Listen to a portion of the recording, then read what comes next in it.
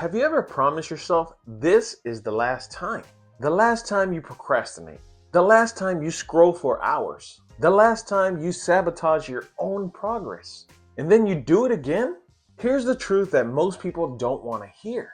You don't fail to break bad habits because you're weak. You fail because you were taught the wrong way to change.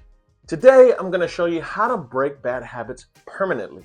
Not with motivation, not with willpower, but by understanding why does self-sabotage actually happen and how to shut it down at the root. And stay until the end because the final habit is the one that stays stuck. If you're new here, this is Always Thinking Mindset, where we break down psychology, habits, and modern life so you can think clearer and live better. Now, let's go ahead and talk about why bad habits feel impossible to quit. You see, most people think that bad habits are the problem. They're not. Bad habits are pretty much the symptom. Self-sabotage happens when your brain starts thinking that change is dangerous, not logically, emotionally. Your brain's number one job isn't happiness, it's survival. Anything familiar feels safe. Anything new feels just risky, even if it's good for you. Not like this channel, it's good for you. That's why you procrastinate right before progress. You quit routines just as they start working. And then you return back to bad habits that you know are harming you. You see, your brain is trying to protect its current identity. So every time you say, I'm trying to stop this habit, your brain hears, we're about to become someone new. Be careful. This is why willpower always fails. Sounds to me like you gotta watch more Always Thinking Mindset. Here's the mistake that everyone makes. They try to resist the bad habits instead of replacing the system that created them. Habits follow a loop. Trigger, behavior, reward. If you only attack behavior, then the loop survives. For example, stress triggers scrolling. Boredom triggers overeating. Anxiety triggers avoidance. So the goal isn't to stop the bad habit. The goal is to interrupt the trigger, change the response, and then keep the reward.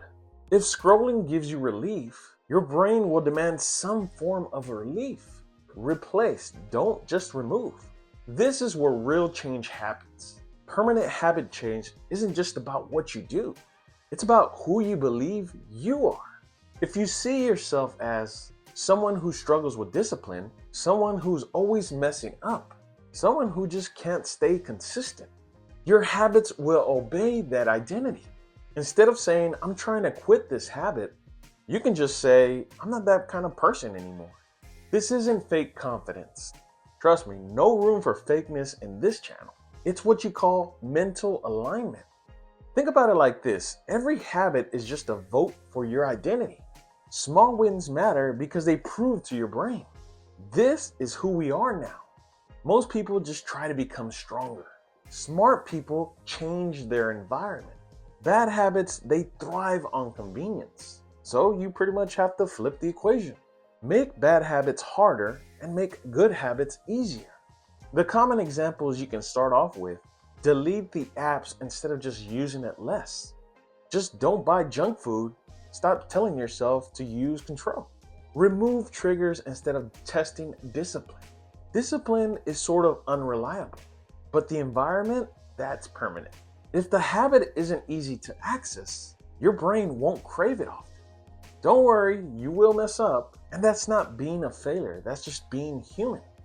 The real danger isn't when you just slip once, it's letting one mistake become your identity again. Try adopting this rule. Never miss twice. One day, fine. Miss two? That habit is regaining control. Progress isn't about perfection. It's about recovery speed. The faster you reset, the weaker the habit becomes. This might surprise you. People who break bad habits aren't harsher on themselves. They're actually pretty calm. I feel kind of calm that you're watching this channel. Shame fuels self-sabotage. Compassion shuts it down. See, when you fail, just don't say things like, I'm terrible at this. You should start saying, interesting, what triggered that? Curiosity beats criticism anytime. Bad habits don't mean you're broken. They mean that your brain learned something once and never updated the file. Now you know how to stop self-sabotage, change habits at the root, build an identity that supports growth. If this helped you, go ahead and like, subscribe, and share it with somebody who keeps getting stuck in the same loop. And remember, you don't need to become someone new. You just need to stop betraying who you're capable of becoming. Let me know in the comments, what bad habits do you tend to have and what you're doing about them.